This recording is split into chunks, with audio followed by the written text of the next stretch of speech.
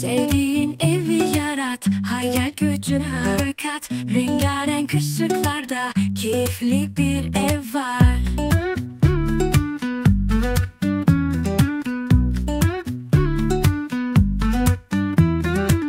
Aradığım ne varsa keyifli burada. Hem hızlı hem pratik, evin artık fantastik. Keyifli bir